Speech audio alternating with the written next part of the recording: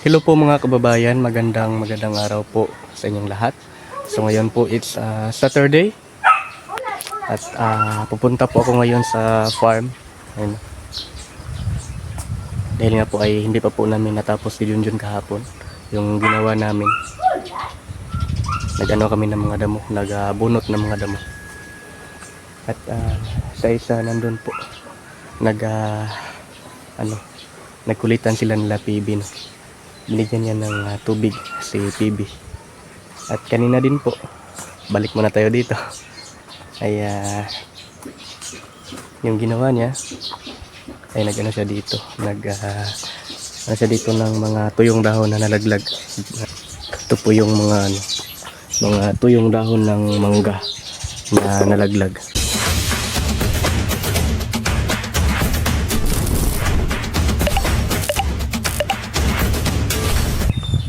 So, yeah. Muntik pa. Time check 7:50 in the morning mga kababayan. At ngayon po ay ako muna yung mag-ano dito. Punta dito ng farm. Dahil nga po si Junjun may may nilakad. May binili. Dahil nga po ay kaarawan ng kanyang asawa tomorrow. Kaya kailangan niya ngayong bumili ng mga kakailanganin para lutuin, no? Kinaumagahan. So ito po yung ginawa namin kahapon dito. Naglinis kami ng farm and then nagano din kami ng mga gulay, nagtanim tulad ng sitaw at saka talong. Ano? Ito na po yung namin kahapon, tinanim na mga talong. Ayan, no? Mga ilan din tong natanim namin na puno ng talong. Isa, dalawa, tatlo, apat, lima, anim na puno. At bawat puno po mga kababayan ay tigdadalawa po yung inilagay namin. Dahil nga po, if ever na mamatay po yung isa, ay may siya, may maiwan na isa, no? Kaya dinalawa namin bawat puno. Hindi, nagtanim din kami dito ng malunggay kahapon. Itong mga talong na ito ay matagal na po itong tinanim ni Junjun, no?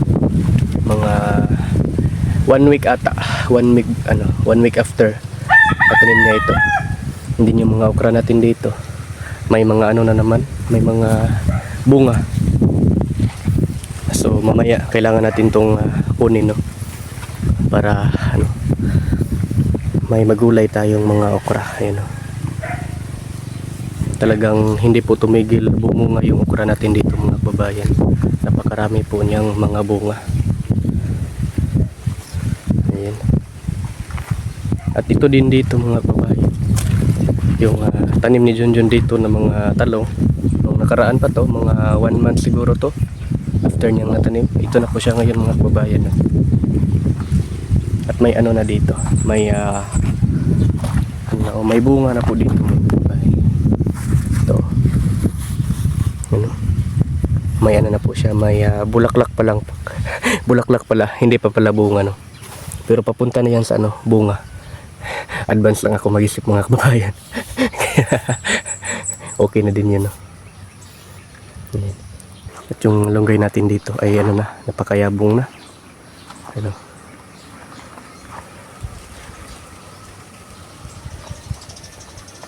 At ito po yung inano namin kahapon mga kababayan. Tinrabaho naming dalawa ni Junjun.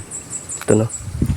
Naglagay kami ng dito, ng straw or ng net para gawing gapangan, no? Ito dito hanggang doon.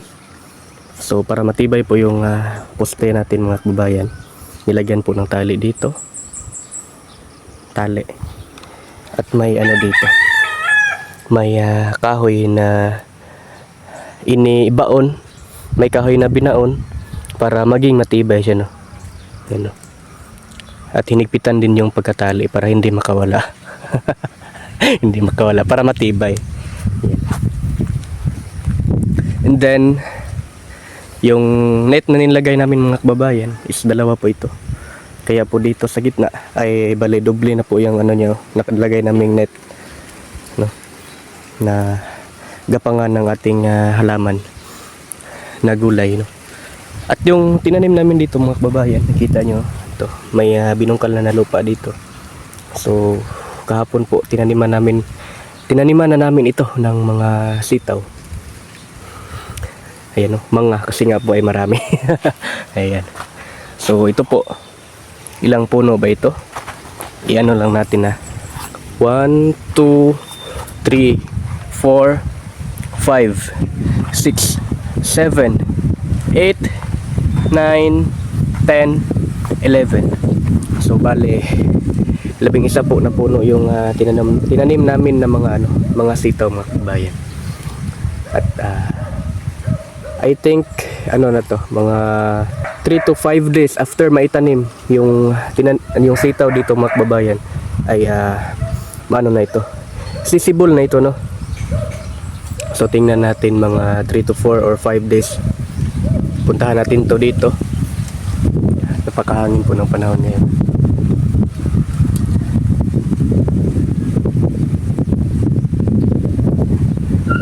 At ito yung ginawa namin kahapon dito din, no? Iano lang natin. Kita nyo naman yung nung una na ito dito may mga damo. So kahapon dito kami naglinis ng mga damo ni Junjun. At yung gamit namin ay ito po, no? Para talagang kasi po maraming nagko-comment sa mga upload namin ni Junjun, kami naming dalawa, na kung pwede daw na ganito yung katulad nito mga kababayan, ipapakita ko lang yung ganito. Kailangan talaga na mabunot pati yung mga ugat niya, no, para matagal tumubo yung mga damo. Kaya it's better, mas better na ito yung gagamitin natin para talaga yung mga ugat ng mga damo dito, katulad nito. Naiwan lang to kahapon, pero dito kami kahapon, tapos na to. Ito lang yung may mga konti lang na naiwan po. Yan, tulad nito. And then yung mga mga kababayan, yung mga damo katulad nito ay tinipon-tipon namin, no, para tinipon namin sa isang area, para doon namin ni pag matuyo na, so pwede na nating sunugin. And then yung mga dito, nakikita nyo maraming mga tuyong dahon ng mangga. Ito po yung tatrabahuin ko ngayon, no, para maganda dito, para malinis po dito mga kababayan. Gamitan natin to ng rake, or pwede kamay na, para kamayin na natin to. Hindi naman to mapanis na kung kamayin, or pwede pong ganito lang po, ganun, no. Tapos ganyan. And then pag natipon mo na to dito lahat, pwede mo nang kamayin, dalawang kamay, ganun, pag ganun. And then ilagay natin sa lagayan, para ayan, doon itipon lahat, no? Doon itapon lahat, ayan, doon natin itatapon lahat. May mga naiwan lang konti na mga damo dito, pero na to kahapon hanggang dyan, no. Ito po yung tinrabaho namin kahapon, at nagabihan pa kami gawa nga ng itong sitaw ay nilagyan namin ng net ng gapangan niya, and then tinaniman din namin. And then pagka after naming matanim yung mga sitaw mga kababayan, dagdag ko lang ay diniligan namin yan kahapon, no, para yung buto ng sitaw mabasa, para madali lang po siyang sumibol. Ayun. Ay, napakahangin ngayon dito. Walang init. Ayan na. Maganda magtrabaho pag walang init, pag mahangin. Fresh yung hangin dito. Ako muna yung dito ngayon, magtatrabaho. At maya-maya lamang ay darating na yung si Junjun TV dito. May binili lang po, no, para sa karawan ng kanyang asawa. Napakahangin. And then sa isa nga pala mga kababayan, nandun po sa bahay, po siya doon, naglinis po, no. So hindi ko na po sinama dito Ako lang po yung dito ngayon na pumunta. So yun po mga kababayan, at ako po ay magtatrabaho na dito.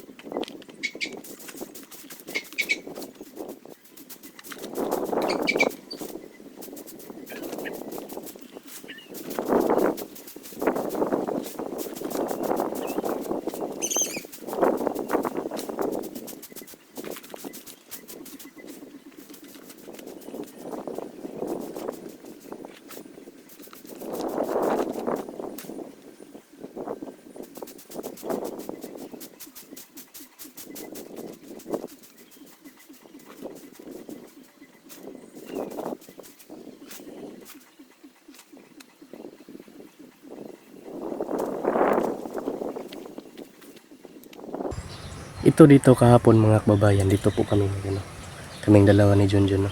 And then may mga lang ito, ito po yung kinuha ko ngayon, yung mga naiwan, mga natira na mga tuyo, mga patay na mga damo, para din na kaya kinuha ko na lang, no. At ito na, ilagay ko na to sa lalagyan. Lagay ko na to dito. Marami na yung natin dito. Lapit na mapuno yung lagayan natin. Ay, sarap ng hangin. Hangin Yan. Ngayon naman po mga kababayan, dito naman po ako ito. Kita nyo maraming mga dito, mga tuyong dahon, and then mga damo. Yan. So bale dito na naman po ako ngayon tatrabaho. Ayan, nabulol pa. And then itong mga tuyong dahon na itong mga kababayan, kunin ko to lahat dito. Ayan. And then ilagay doon sa lagayan ko, yung dala kong lagayan. At yung mga damo dito, kailangan natin itong bunutin para talaga, yung dala talaga yung mga ugat ba, para matagal ding tumubo yung mga damo dito. Maganda din tong yung ginawa namin ni Junjun. Kaya ito, para din maganda din tingnan yung farm dito mga kababayan. Kaya yun, at ako po yung magtatrabaho na, no. Sarap talaga ng hangin dito. Lumilipad na yung bangs ko. Yan.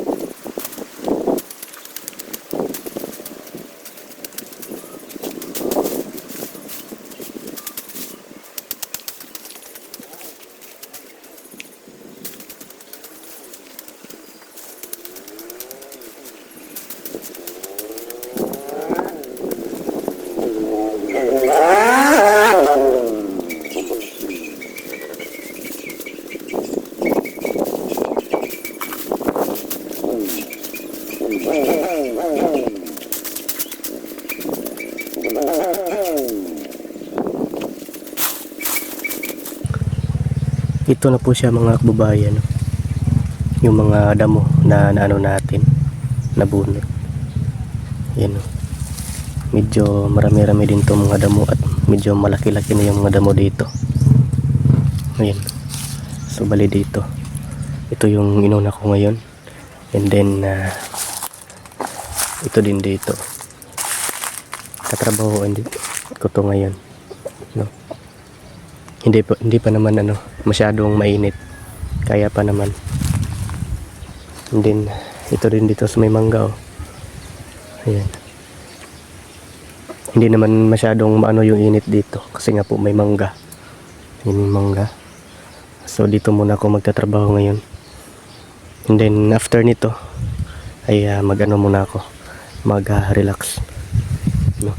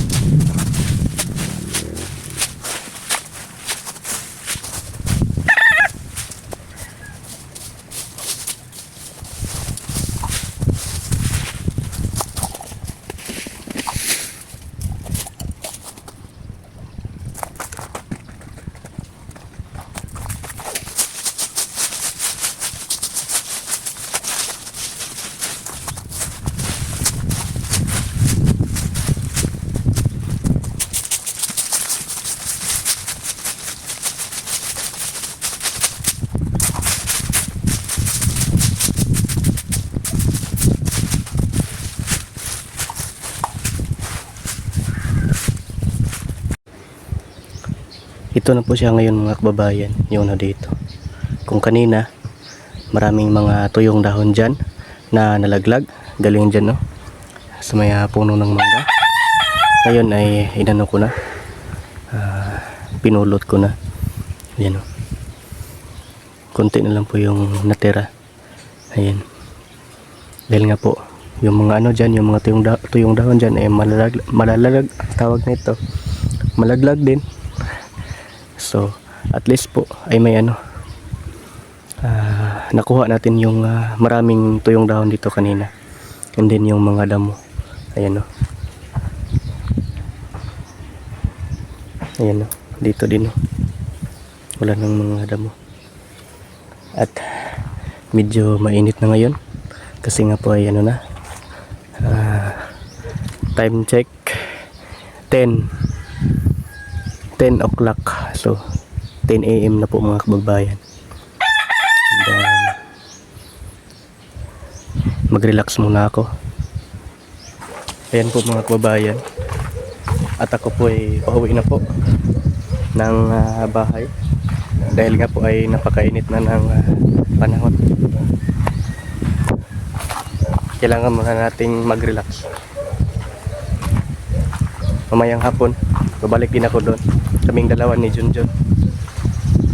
Dahil nga po mamaya ay ano na siya, makauwi na po siya dito. Ayan. At nandito na ako ngayon sa puno ng mangga. Wala na pong init dito. So yun lang po muna mga kababayan. At hanggang dito na lang po yung vlog ko ngayon. And thank you very much po sa inyong lahat, sa walang sawa, walang tigil, walang pag-alinlang ang pag-suporta po sa aming lahat, buong Pugong Biyahero team. Ayan o, lalo na po sa aming pinuno sa pagsuporta niyo po sa kanya ni Sir Paul Pugong Behero. Thank you very much po talaga mga kababayan. Ingat po kayo palagi. Bye-bye!